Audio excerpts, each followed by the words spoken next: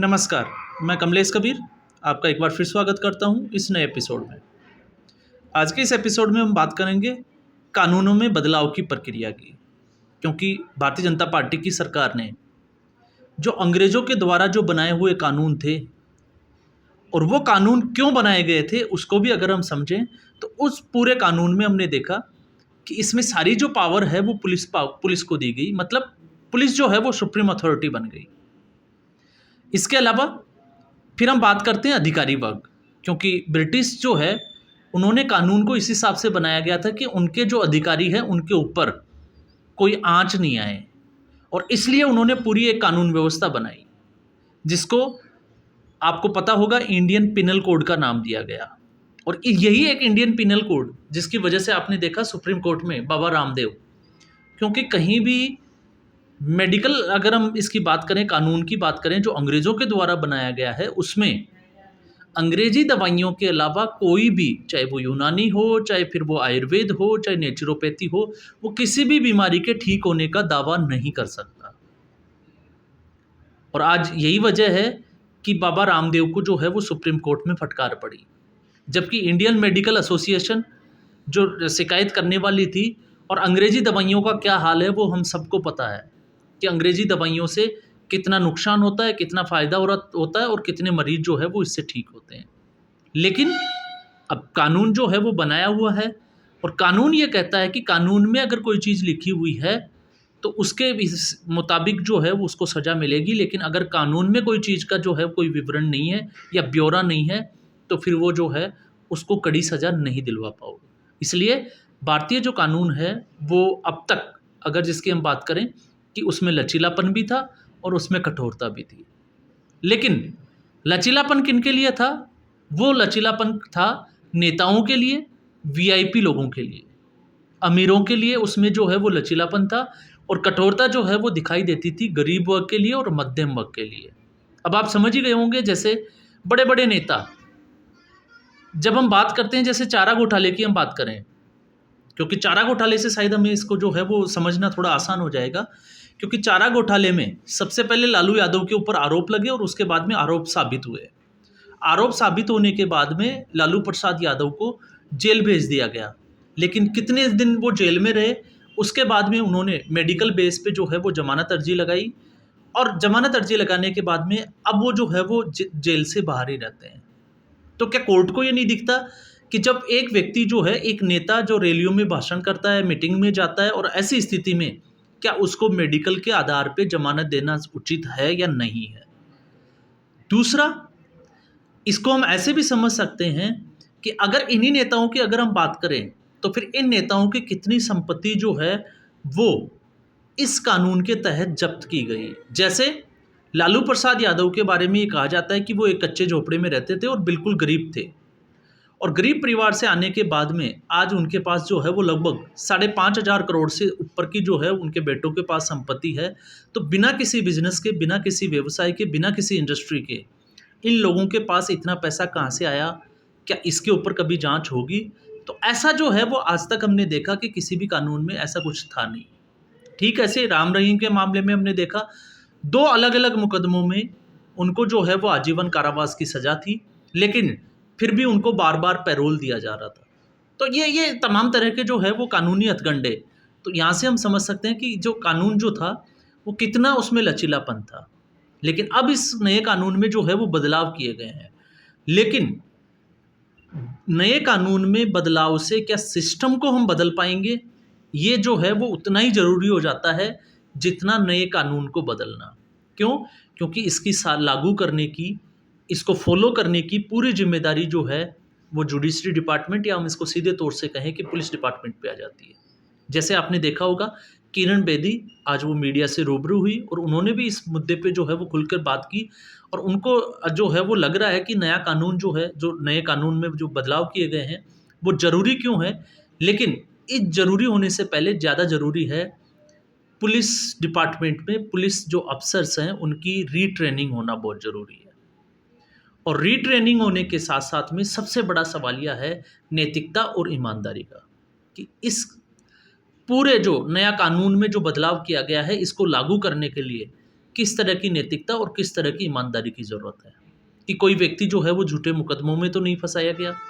और अगर किसी व्यक्ति को झूठे मुकदमों में या जो उसके खिलाफ जो है वो झूठी एफआईआर की जाती है, तो उसके बाद उसके ऊपर जो है वो कौन से जो है वो धारा लगेगी, या उसके ऊपर जो है वो किस तरह की सज़ा का प्रावधान है, जो कि इस कानून में जो है वो अभी तक दिखाई नहीं दिया है। दूसरा, इसमें बदले की भावना से अगर कोई पुलिस कार्रवाई करती है, तो फिर पुलिस के जो जांच अधिकारी हैं, उनके ऊपर किस तरह की सज़ा का प्रावधान है, उसमें ये चीज़ें भी जो है वो मेंशन नहीं की गई है। तो जो नया कानून बना है, कानून में जो बदलाव किए गए हैं, अगर उन बदलावों पे हम चर्चा करें, तो सबसे पहला बदलाव है कि ज़ीरो एफआईआर। आपने देखा होगा इससे पहले जब भी कोई व्यक्ति कंप्लेन लिखाने जाता था, तो उसके ऊपर लगातार जो है वो दबाव बनाया जाता था। कुछ पुलिस स्टेशन में इसलिए दबाव बनाया जाता था ताकि इस तरह की कार्रवाई से जो है वो बचा जाए।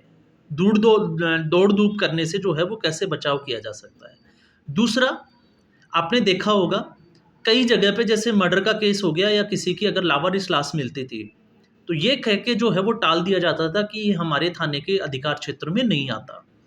और फिर उसके बाद में जो विक्टिम्स जो होते थे वो लगातार एक से दूसरे थाने में चक्कर काटते रहते थे। जैसे मैं अगर जयपुर की बात करूँ, तो जयपुर में जोटवाड़ा एरिया में जो रेलवे लाइन है, वो रेलवे लाइन के अगर हम देखें, तो एक तरफ जो है वो जोटवाड़ा का क्षेत्र आता है और दूसरी तरफ जो है वो वैशाली का क्षेत्र आता है। और दोनों में जो है वो लगातार लाश को लेके कि ये जो है वो बॉडी आपकी तरफ मिली है, ये पैर जो है वो इस तरफ मिला है, और इसी तरीके से जो है वो उसको एफआईआर लिखने तक के लिए जो है वो मना कर देते थे।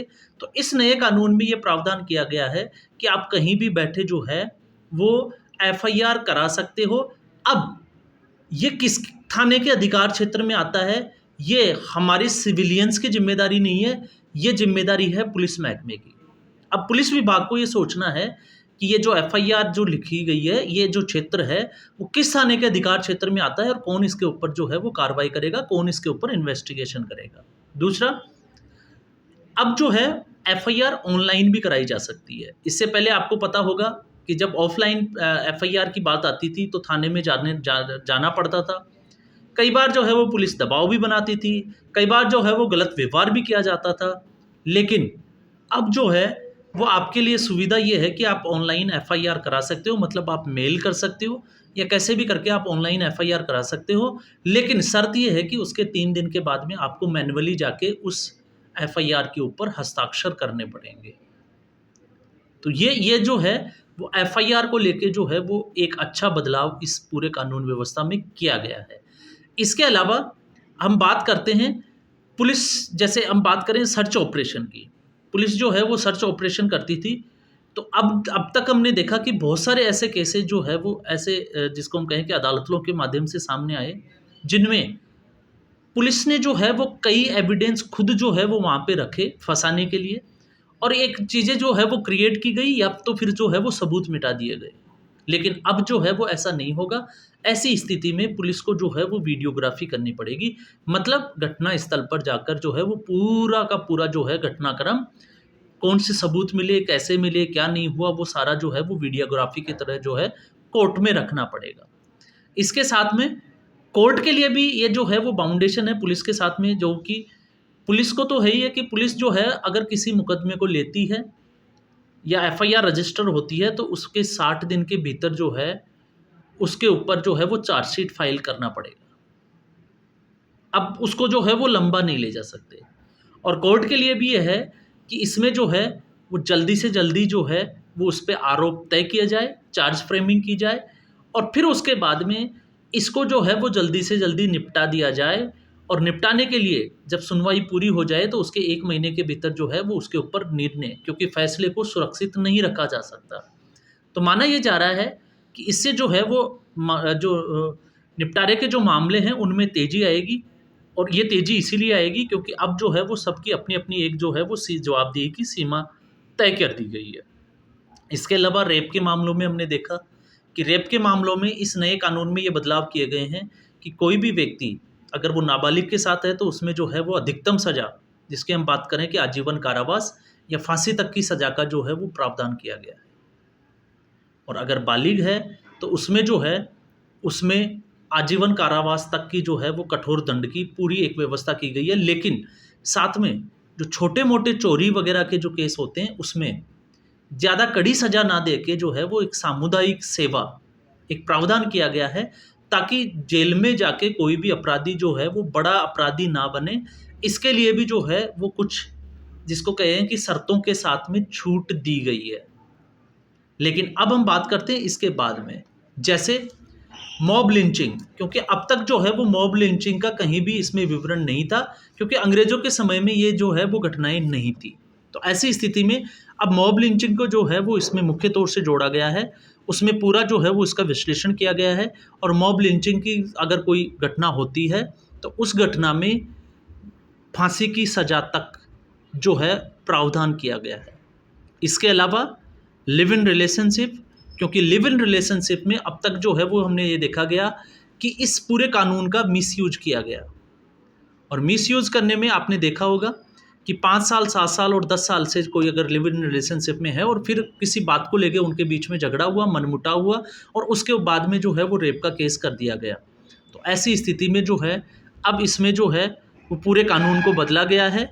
और लिव इन रिलेशनशिप के बाद में इसमें हमने ये भी देखा कि एक इसमें एक लव जिहाद, एक वर्ड और मैं ऐड करूंगा कि लव जिहाद जैसी स्थिति में कि अगर कोई बहला फुसलाकर किसी को या शादी का झांसा देकर किसी के साथ में जो है वो शारीरिक संबंध बनाना, उससे शादी करना गैर कानूनी है।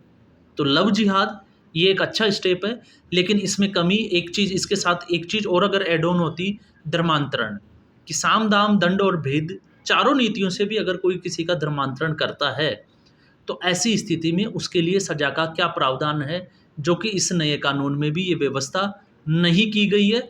जो कि अभी तक अगर हम देखें तो उसके मायने जो है वो अलग है। लगातार जो है वो धर्मांतरण हो रहा है, और धर्मांतरण को रोकने के लिए कड़े प्रावधान होने चाहिए थे, लेकिन इस कानून में वो अभी तक जो है वो नज़र नहीं आए। इसके अलावा अब तक हमने देखा कि पुलिस जो है वो किसी के घर जाती थी और किसी को भी अरेस्ट कर ले जाती थी, लेकिन अब अरेस्ट होने के कारण से लेके जिसने एफआईआर कराई है उसकी कॉपी और उसने क्या बयान दिए हैं, इस तरह के सारे जो है वो दस्तावेज कोई भी व्यक्ति जो है वो पुलिस डिपार्टमेंट से मांग सकता है, और उनको ये चीज़ें देनी ही पड़ेगी। साथ में लिखित में जो है उसके घर वालों को इसके बारे में पुलिस डिपार्टमेंट को सूचना देनी पड़ेगी कि आपके इस व्यक्ति को हमने अरेस्ट किया है, और साथ में वो किसी भी अपने इच्छुक व्यक्ति से जो है वो मिल सकता है, उससे बात कर सकता है। तो ये चीज़ें भी जो है वो इसमें रखी गई है। और दूसरा आपने ये भी देखा जुडिशरी के लिए, जो कि तारीख से तारीख इसकी हम बात कर सकते हैं कि कोई भी वकील जो है वो 2 तारीख से ज़्यादा एडजर्न नहीं कर सकता। मतलब अगर किसी व्यक्ति का कोई मुकदमा चल रहा है तो अब वो 2 तारीख से ज़्यादा छूट नहीं ले सकता। इसमें ये भी जो है वो पाबंदी लगाई गई है। लेकिन ये जो कानून है ये आज के बाद में जो एफआईआर रिपोर्ट होगी ये सिर्फ उसी के ऊपर लागू होगा। इससे पहले जितने भी जो एफआईआर जो भी मुकदमे जो है वो अब तक चलते आ रहे थे, उन मुकदमों में कहीं भी जो है वो ऐसा कुछ होगा नहीं। तो ये कानून जो है वो 1 जुलाई 2024 से सक्रिय है, और उसके बाद में इसमें जो एफआईआर दर्ज हुई है आज के दिन में, तो आज के दिन में जितनी भी जो एफआईआर दर्ज हुई है वो नए कानून के मुताबिक जो है वो इसमें चलेगी। रिमांड की जो अवधि है उसमें भी अगर पुलिस कस्टडी की हम बात करें तो पुलिस कस्टडी को जो है वो बढ़ाकर 45 दिन कर दिया गया है। तो ये जो है वो सारा एक पूरा जिसको हम कहें कि कानून व्यवस्था को अंग्रेजों के बनाया हुआ जो कानून था उसको बदलने की कोशिश की गई है, जिसके बहुत सारे एडवांटेज हैं तो कई सारे जो है वो इसके डिसएडवांटेज भी है। और सबसे बड़ा डिसएडवांटेज ये है कि क्या इस कानून के बदलने से क्या नियत या सिस्टम जो है वो बदल जाएगा। अगर नियत और सिस्टम नहीं बदला तो फिर उसके बाद में चाहे कानून कैसा भी हो उसमें क्या चीज़ें होगी वो आप सभी ने देखा है, और हम लोग जो है वो सुनते भी है कि उक्त मामले में किसी व्यक्ति को जो है वो निर्दोष को फंसा दिया जाता है, किसी के ऊपर एफआईआर वापस लेने का जो है वो दबाव बनाया जाता है, और इस तरह की कई चीज़ें जो है वो आपने देखी होगी कि किस तरह से जो है वो पैसे लेकर जो है वो मामलों को दबाया जाता है। लेकिन ये अगर बातें अगर हम करते हैं तो फिर ये बातें जो है वो सारी एक नैतिकता और एक ईमानदारी, तो सिस्टम को अगर बदलना है तो फिर नैतिकता और ईमानदारी ये पार्ट भी जो है वो उतना ही ज़रूरी हो जाता है जितने ये कानूनों में बदलाव किए गए हैं। तो आज के एपिसोड में बस इतना ही, फिर हम एक नए एपिसोड में नए मुद्दे के साथ हाजिर होंगे। तब तक के लिए नमस्कार, धन्यवाद।